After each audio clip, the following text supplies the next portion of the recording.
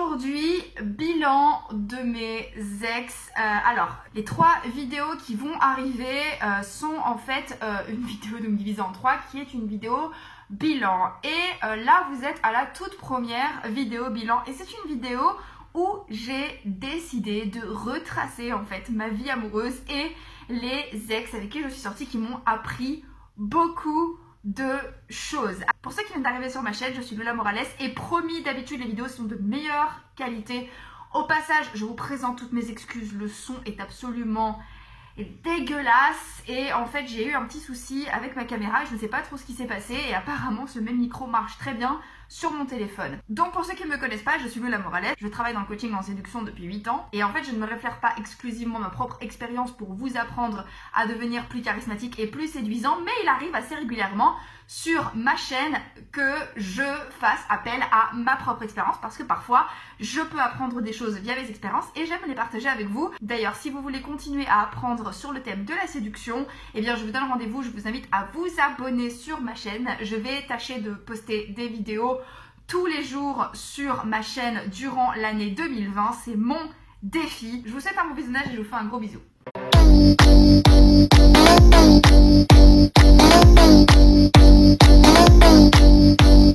Salut mes petits bichons, j'espère que ça va. Alors aujourd'hui, comme vous pouvez le constater, on n'est pas dans mon décor habituel. Là je suis dans un bungalow, enfin à la terrasse d'un bungalow sur la Costa Brava. En fait il était convenu avec David que l'on prenne la route et que l'on passe par la France puis ensuite par l'Irlande pour aller voir ma famille puis sa famille, sauf que à cause de l'administration française qui interdit en fait l'entrée dans le territoire des pitbulls, je ne peux pas prendre mon chien avec moi pour les vacances. Du coup, qu'à cela ne tienne, j'ai dit à David: va voir ta famille et moi je reste ici, je m'occupe du chien.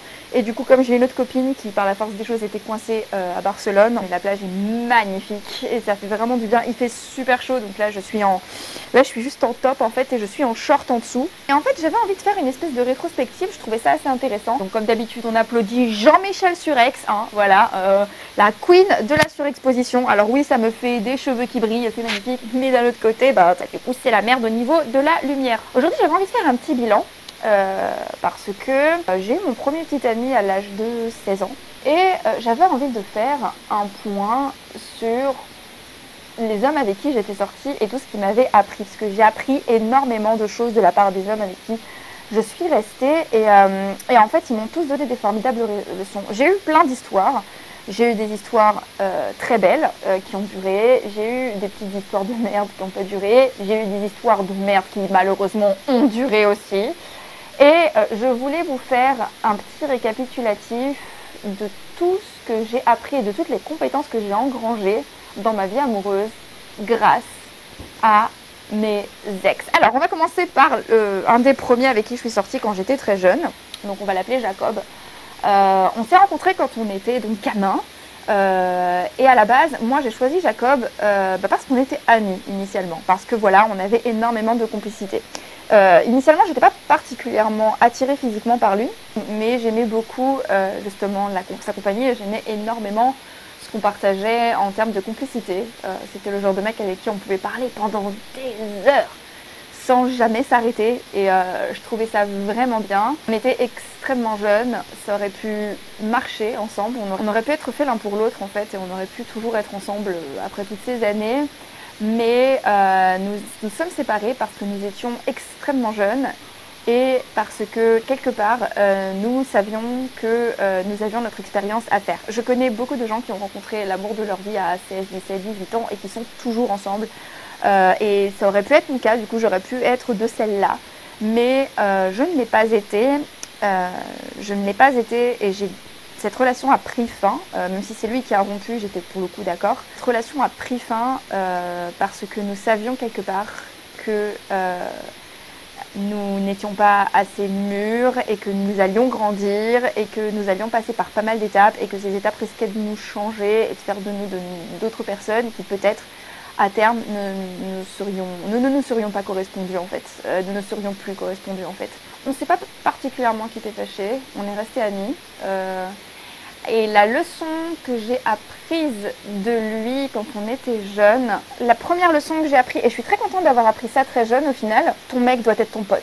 Et que l'amitié doit être extrêmement importante en amour. Tu dois choisir un mec à qui tu peux tout dire. Beaucoup de gens qui vont faire des efforts pour essayer de divertir leur partenaire, mais qui vont un peu oublier en fait de prendre du plaisir eux-mêmes dans la relation. Et je suis très contente d'être sortie avec un mec qui m'a appris très jeune que ton mec qu'avec ton mec, ou avec ta nana d'ailleurs, tu dois être super naturel. Ça veut dire que tu dois être toi-même, tu dois pouvoir rigoler, tu dois pouvoir dire de la merde, tu dois pouvoir faire des blagues de merde. Il y a bien un truc que j'ai appris, c'est que j'ai moi-même une personnalité assez haute en couleur, hein. Je peux faire de la merde, je peux rigoler, je me prends jamais au sérieux, j'ai un sens de la honte très très relatif, n'est-ce pas?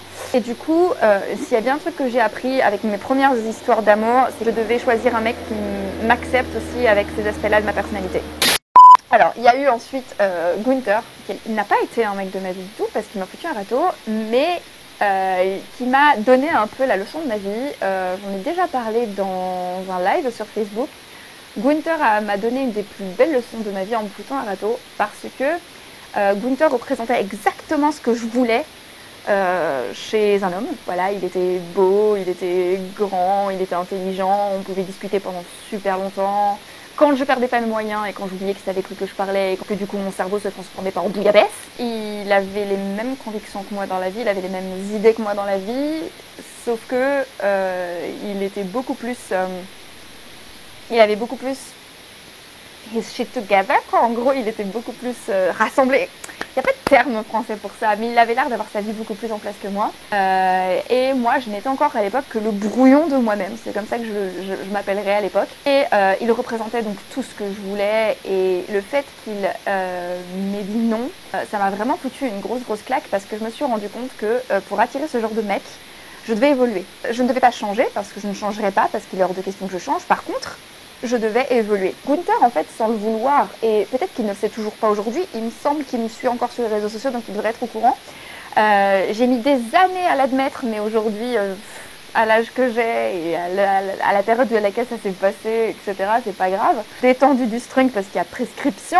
Et j'ai transformé ce râteau en plus bel élan de ma vie parce que ça m'a vraiment donné envie de devenir une version de moi qui pourrait attirer ce genre de mec en fait. En fait, à l'époque, je me suis dit, si je recroise un mec comme ça, je veux qu'il me reconnaisse.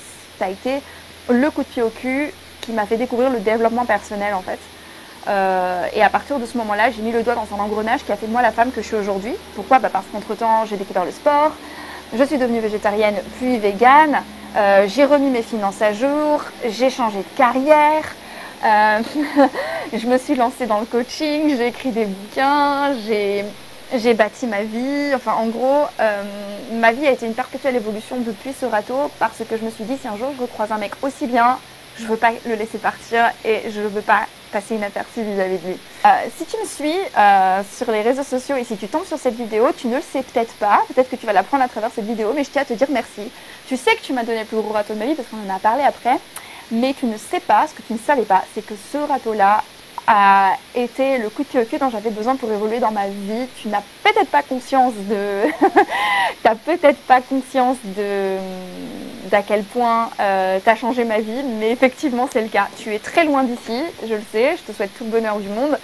Mais sache que le jour où tu m'as envoyé ce fameux mail pour me dire je suis désolée, j'espère qu'on va rester amis, tout ça, tu as changé mon destin. Voilà, comme ça tu le sauras.